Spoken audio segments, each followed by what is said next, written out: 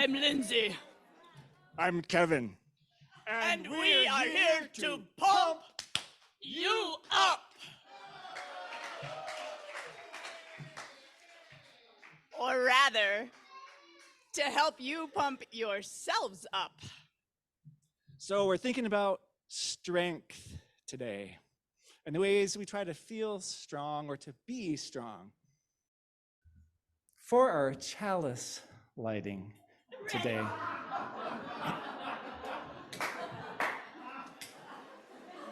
You know, Lindsay, I think the blowtorch might be just a little bit much. So how about we light the chalice more gently today?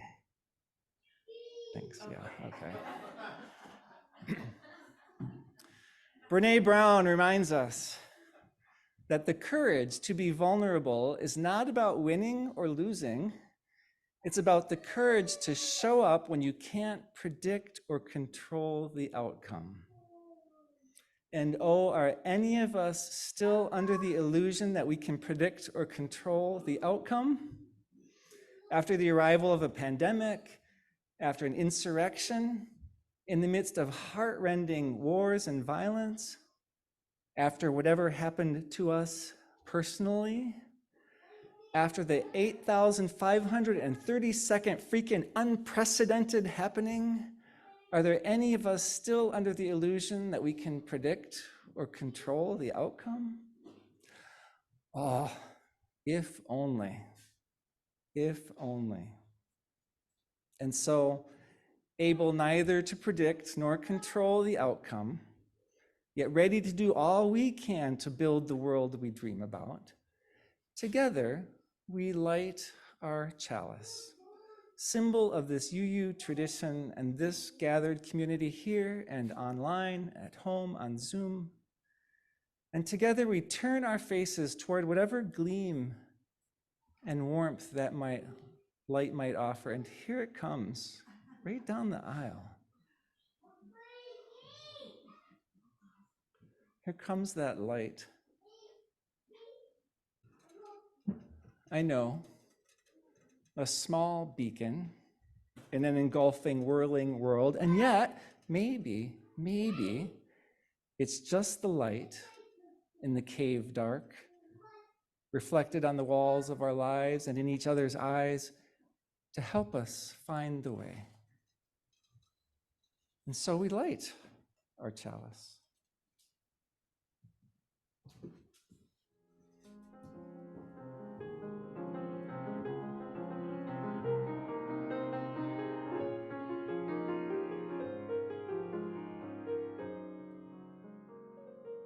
Good morning.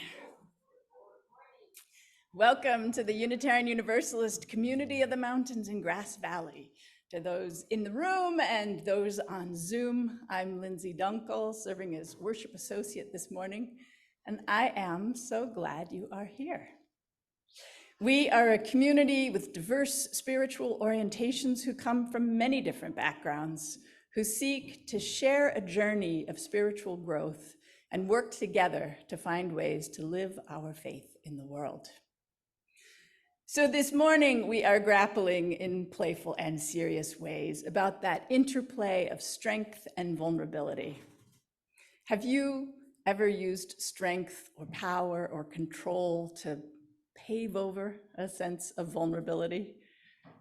I know I have. So for example, many years ago, living with my then fiance, I came down with appendicitis. And as is my MO, I just ignored the symptoms for a few days until I inevitably found myself at a surgeon's office with a very worried fiance, Randy, at my side. And the surgeon told us to go immediately to the emergency room about 40 blocks north. As we left the office, Randy proposed hailing a cab, a very sensible way to get someplace quickly. But I, gripped with fear and feeling incredibly vulnerable, abdominal surgery, yikes, took charge. No, we could not afford a cab. We were going to take the bus. I was very convincing and completely dug in, mustering all the power and strength that I could. We took the bus. The next morning, after surgery, I turned to Randy, who had half slept, I would say, all night on a reclining chair at my side. And I said, okay, there was absolutely no way for you to know this, but I was desperately scared and I really didn't want to be in charge. So in the future, if I'm being ridiculous, please just override me. So 3 years later, when I was in labor with our firstborn, you'll be glad to know we took a cab. So as with all those power poses, sometimes we can summon strength to get us through hard times. But in a sanctuary such as this, hopefully we can let our guard down and see the ways in which strength does not always serve us. Perhaps there is room here for our vulnerabilities too. So welcome. It is good to be together. Come, let us begin.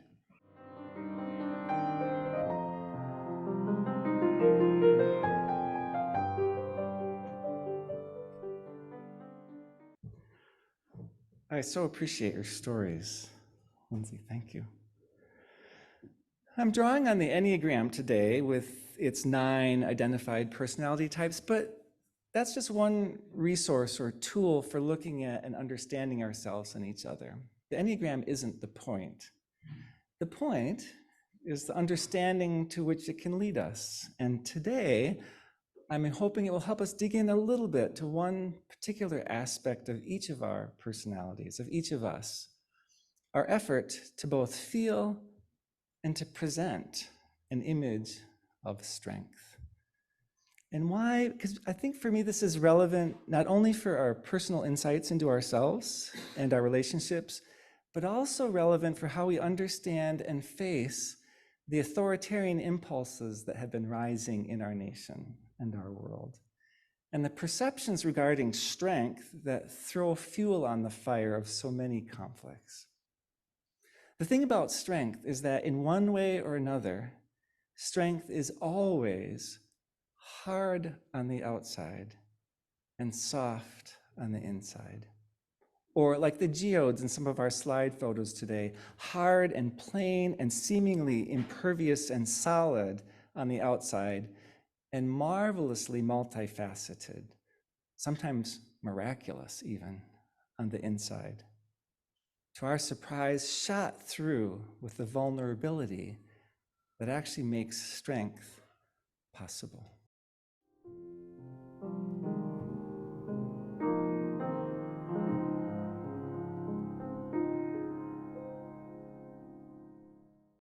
On 9/11, I was living in New York City with my husband and 2 young children who were then 3 and 5 years old. When Kevin and I started brainstorming a service about the interplay of power and vulnerability, I thought immediately of that time, of the shockingly vulnerable feeling of living in a place that was being attacked, the recognition of the deep privilege of never having known that feeling previously. And then the swift pivot to images and words of power and strength that flooded the city and the country in response. The New York Post printed a full color 2-page spread image of the American flag that people all over our neighborhood in Brooklyn pasted up in their apartment windows. My older child asked if we could put one up, and I struggled to explain in language appropriate to a 5-year-old why that felt to me like a piece of the jingoism that had landed us here. They drew a flag and we put it up on their bedroom door.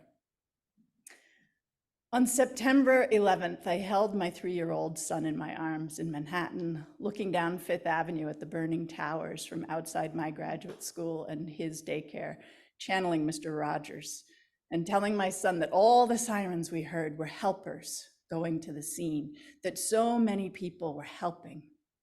Of course, moments later, those burning towers fell and hundreds of those helpers were killed. It was hard to stay afloat in the aftermath. So when we heard that there was going to be a candlelight peace march in a neighborhood near ours on the evening of the 13th, we rode the subway over, carrying our candles and our kids, and joined a throng of people in the falling dusk, slowly making our way along a wide avenue, just kind of shell-shocked and somehow needing to be together.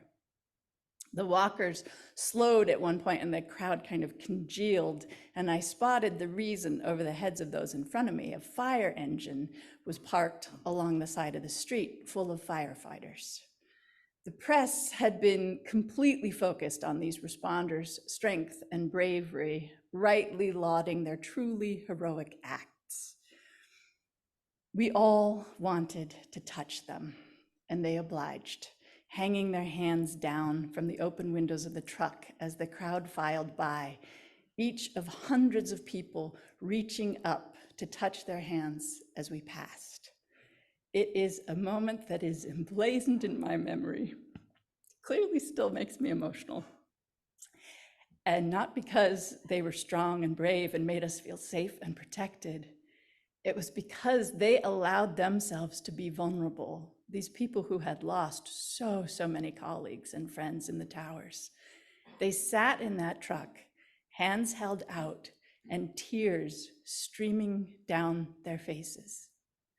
It allowed so many of us passing by, greeting, thanking, acknowledging their losses, to let our tears flow as well.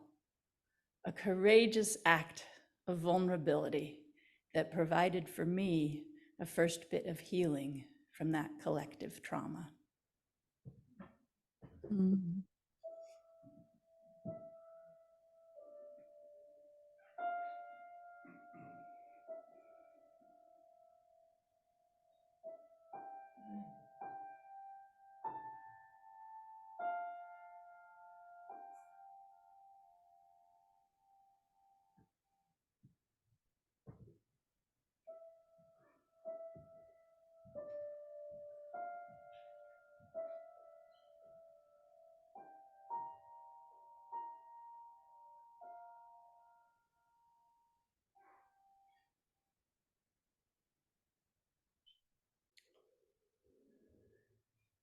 As you may have noticed, the dominant culture and history in the United States values masculine heroism and strength, especially in times of stress or danger, which is why keeping people afraid serves authoritarian ends. But even in gentler times, stereotypical strength is idealized. For example, Reverend Jan spoke last spring of the Iowa Sisterhood, a group of visionary women Unitarian ministers in the late 1800s and early 1900s who built Unitarian congregations throughout the Midwest, which was then the frontier for people of European descent, and the social edge where it was distant enough from the entrenched societies of the East for people to have room to break into new ways of being. These women took the jobs that the male ministers in the East found too daunting, or at least unappealing. And in the process, these women changed the nature of church life by modeling ministries that were more pastoral, by making their churches architecturally and spiritually more like a home, more applicable to daily life than the academic approach that was the norm. But by the 1930s, these women had largely been driven into retirement or into public roles, in part because of a sentiment that had arisen among those in power in the United States that leadership in general in the nation had become too soft, i.e. too feminine. And so came a push for more masculine leadership in general in the nation. I'll point out that this urge would have been heightened by the tragedies of the First World War and the flu pandemic of 1918, times of fear. In our own time, of course, we have the rise of Donald Trump and Trumpism. But as has often been pointed out now, this is not merely about that individual man. As Gabor Mate has put it, Trump is too easy a mark. Mate shares the story he saw told in a video, the story of a 4-year-old girl bullied by the neighborhood kids who, terrified, ran home to her mother for support and protection and consolation. Her mother, who herself had been terribly neglected as a child, told this 4-year-old girl, "There's no room for cowards in this house. You go back outside and figure out how you're going to deal with what these kids are doing." The story was told by Hillary Clinton in the biography video that introduced her at the 2016 Democratic National Convention, the convention at which she was named the party's candidate. Mate explains that this story about Hillary's childhood was presented in that video as a story of resilience building parenting. In the same video, Clinton shared her father's messages of don't whine, don't complain, do what you're supposed to do. These stories were meant to point out Hillary's strength and where it had come from. But Gabor Mate points out that the deeper message that Hillary Clinton had taken in as a child was that there was no room for vulnerability in that house. Those stories were shared in that convention because a lack of vulnerability is what people in the dominant national culture look for in our leaders, especially when we're feeling unsafe and feeling a need for protection. That's what we look for. Mate points out that in 2016, in that election, we had 2 traumatized people running for the presidency. 2 people who had each in their own way exiled their own vulnerability. In fact, not whining, not complaining, doing just what she was supposed to do, just as her father had taught, Hillary Clinton nearly collapsed about 6 weeks after the convention, having tried to push through a bout of pneumonia without telling anyone what was really going on. Now, I share this because Donald Trump and Hillary Clinton are large, public, side-by-side editions of a dynamic that plays out in some form in each of us. The truths that we are both strong and vulnerable.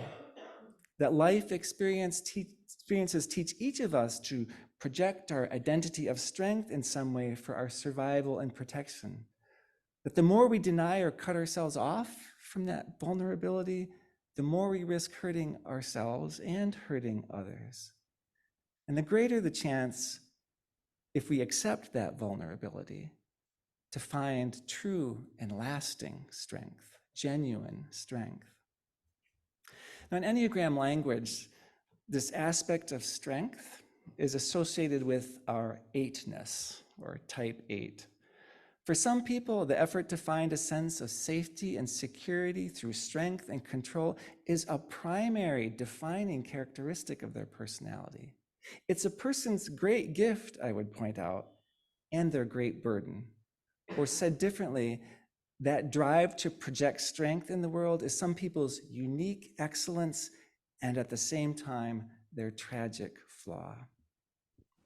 8s are known as the challenger, the leader, the protector, the assertive, self-confident, decisive, willful type, the confrontational, dominating, action-oriented, heroic, direct, bullshit detecting, insistent, big personality type, whether they're physically big or not.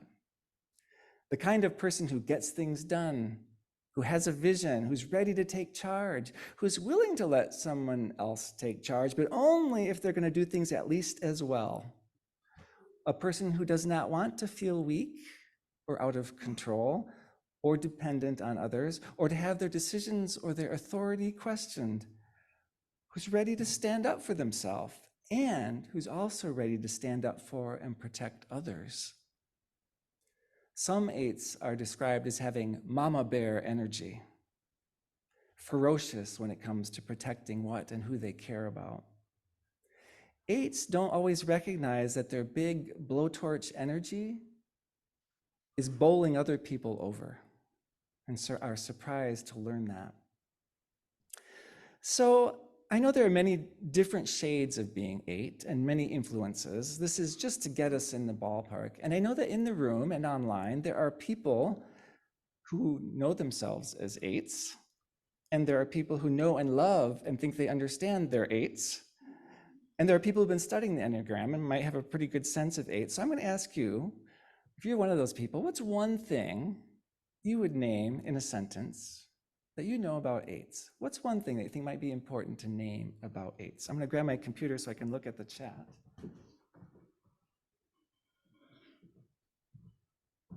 Anybody? What's one thing?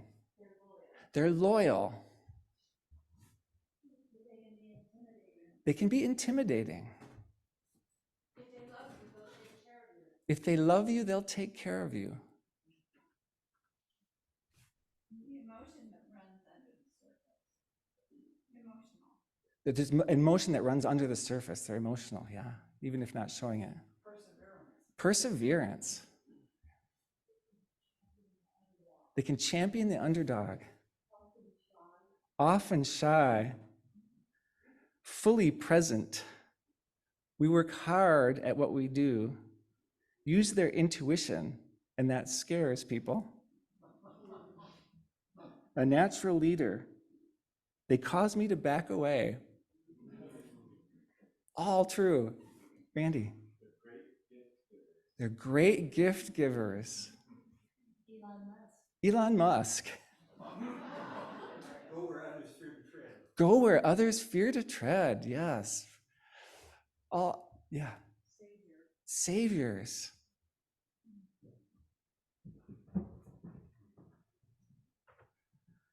That's great. Thank you. That helps round it out a bit, right? All these qualities, neither good nor bad in and of themselves, right? They can be used to good end. They can be used healthily and well. They can also get us into trouble.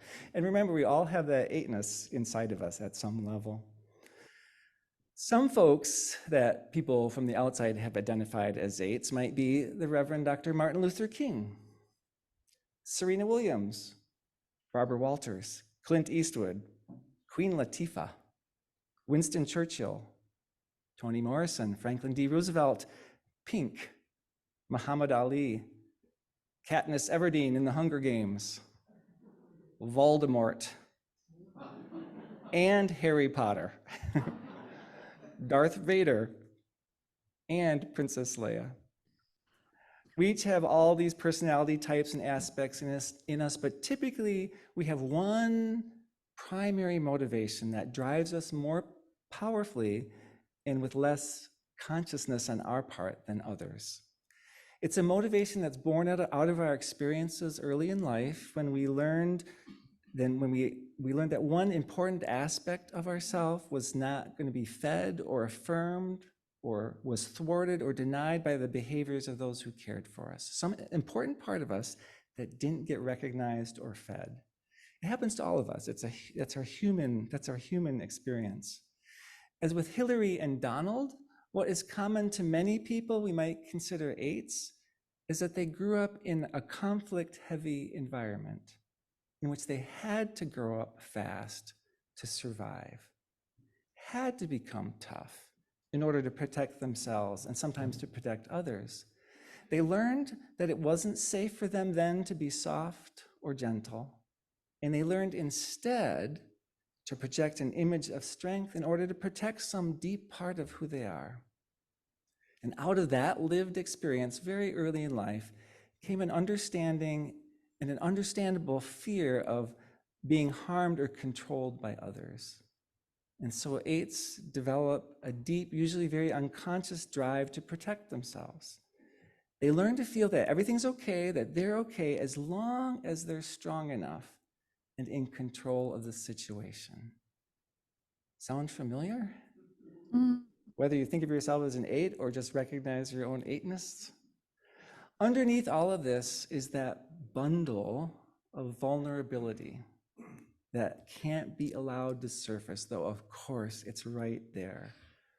Hard on the outside, driven by a need to protect the soft on the inside. I think it's Mickey Scott Bay Jones who says she thinks of 8s as teddy bears in combat boots. At their best, eights offer their big energy and strength, as several of you have named, as well as their very big hearts. Strong, yes, but also in touch with their own softness.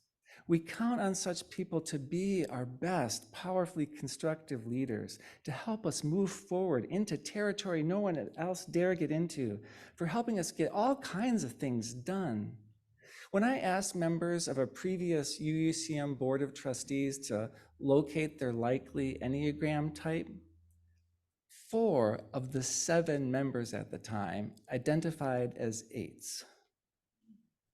Like all of us, 8s move up and down levels of health and functioning, sometimes aiming toward those happier sides of 8 and sometimes not so much. Sometimes several times in a day, sometimes several times in an hour, right? It depends on how we're feeling and what's happening. For an average 8, this means flowing usually from being an enterprising adventurer to being a dominating power broker to being a confrontational adversary. That's the usual kind of average range. But if fear keeps winning out and the vulnerability can't be allowed, then an 8 can become a ruthless outlaw or even an omnipotent megalomaniac. Now, you may have noticed that these Enneagram names for those increasingly fearful and desperate levels, those lower levels of functioning for 8, they follow exactly Donald Trump's life and career. From enterprising adventurer to dominating power broker to confrontational adversary to ruthless outlaw to omnipotent megalomaniac is the territory we're in now, right? Flirting there. Many of us find it confounding, but Trump's woundedness and his inability to allow himself to feel any vulnerability and thus any doubt is exactly what some people so love and appreciate and need to find in him. We're confounded by it. That's exactly what some people are looking for. The irony for 8s and for the 8 in each of us is that so much of the armor we put up and put on is in the end a surface strength. It looks strong, right? But actually it's a vulnerable substitute for the real and enduring strength that we long to feel, and that is in fact available inside of us.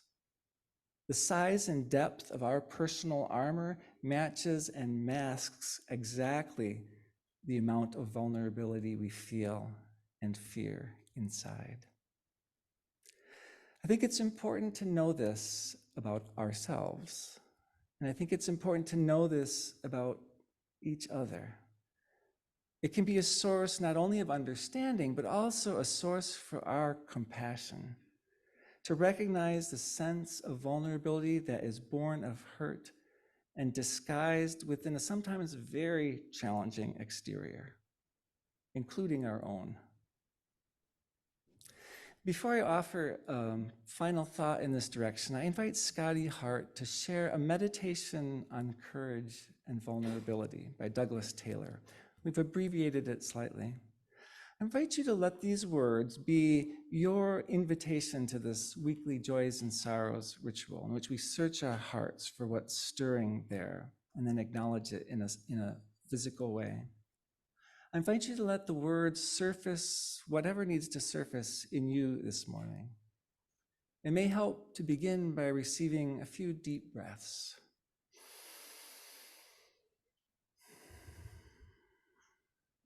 A couple more.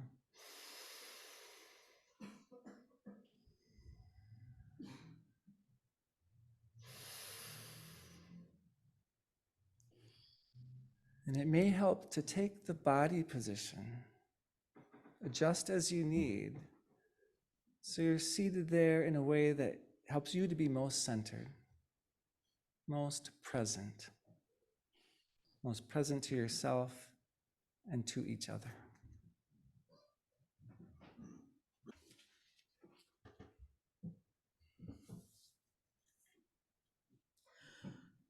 I am learning to let down my guard.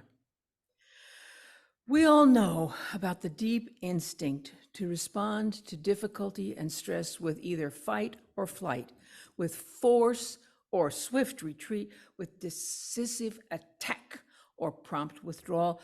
When faced with stress or difficulty or challenge, I am learning to let down my guard. I'm learning to be vulnerable.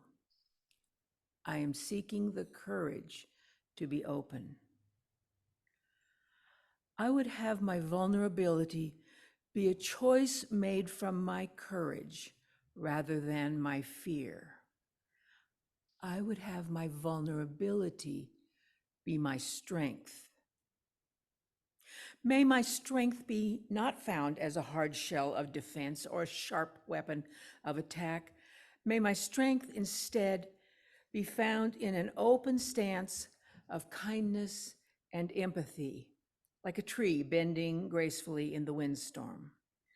May my strength be found in a willingness to join in the suffering of others, like a forest of trees together in a storm. May I choose to be receptive rather than protected, sharing rather than shielded. In this way, may I face my own suffering and the suffering of others with a nimble capacity to respond with compassion. In this way, may my vulnerability be an invitation for others to meet me in the open field with a yearning for understanding and peace. I know this is a risk. I know I may be hurt. I know things may not go well. But still, I will seek the courage to set aside the closed fist, the stinging retort, the barbed judgment of others. I will seek within myself the strength to stand exposed and unguarded before the world, in the wind, open to difficulty, not because I cannot be any other way, but because I have chosen this better way. I am still learning to be vulnerable. I seek the courage to be so vulnerable. May I have others who can help me to be so courageous. May my example serve others as well as myself. And may my strength be our strength in sharing this life openly with others.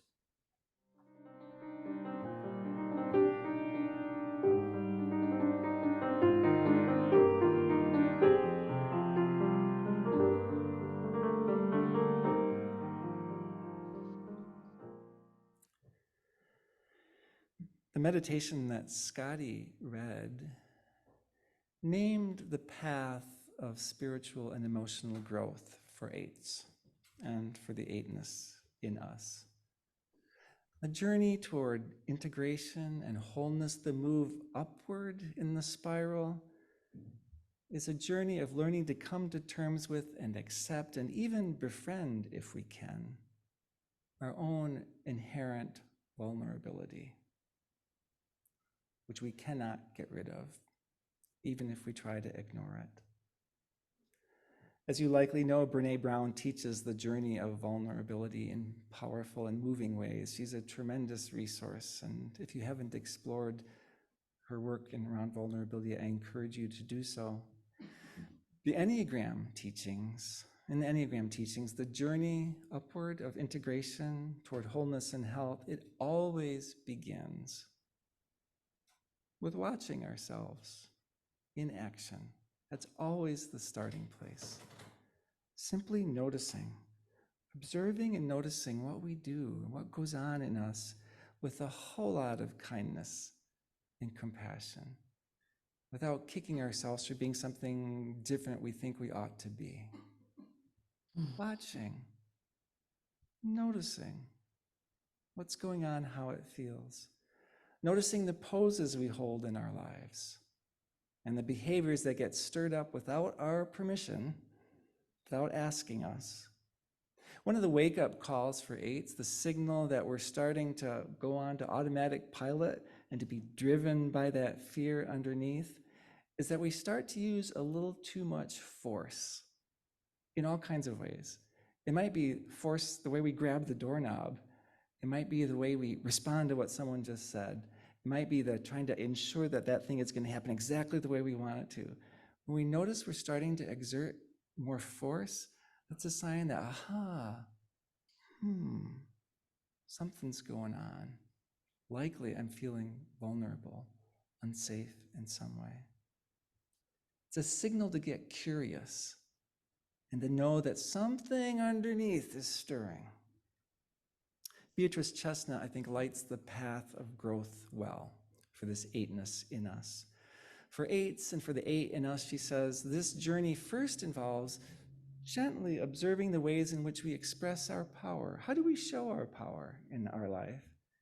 And what are the ways we try to avoid feeling weak and try to avoid feeling dependent? Start there, observe there. Once we are able to do that, she says, the next part of the journey invites us to explore and get curious and understand the deeper truth of why, the deeper truth of our early and our ongoing hurts, those experiences that shaped us, how we deny them or brush them off, or how we overcompensate by being extra strong, even though we are no longer that 4-year-old.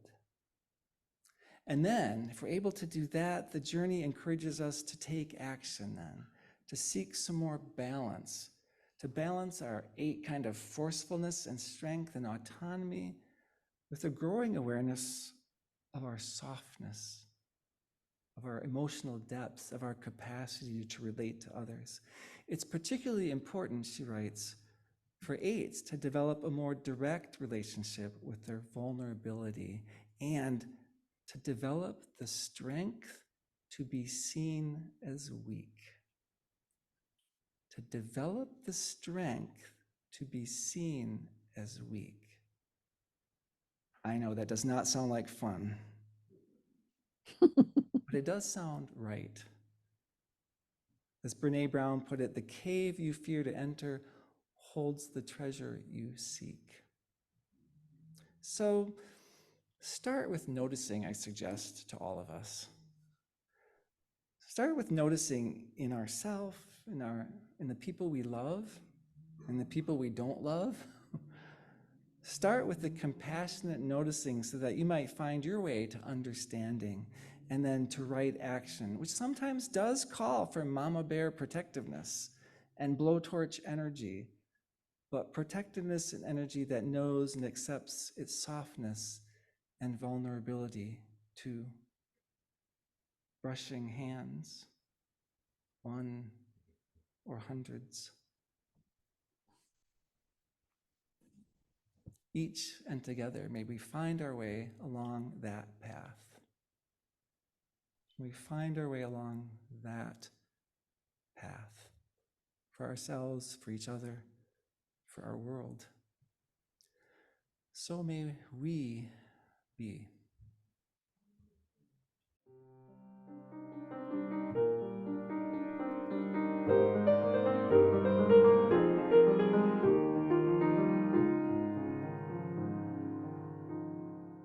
Our closing words are from our better angels. In fact, this is a letter from our better angels, aka by Sean Parker Dennison. Dear one, we have received your letter and hate to tell you, not hate so much, but are a bit afraid to say we cannot grant your requests as stated, but only remind you of familiar things. First, faith. Faith in yourself and trust in others. We know it can be terrifying to be vulnerable, but only when you share your softest side will we be able to break through. Next, hope. Hope is not an empty fairy tale. It is a true story of all the times human beings like you have found a way to create the future, though you didn't know how. And of course, love. Love that demands you cherish all people, not just yourself and safety, Love that is not satisfied until every argument ends abruptly when one child says, "That hurts." There is so much to learn and relearn. The world teaches you to be hard, to negotiate and defend, to avoid giving too much and to the wrong people. There are no wrong people. You also are not wrong.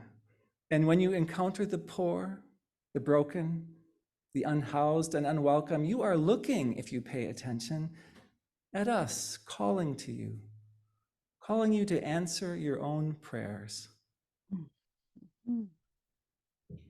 If you want to change the world, first, be sure you are changing yourself. Be tender, be kind, be at peace. Be all the things you wish for. Be your own better self. It isn't without cost, but it will be free.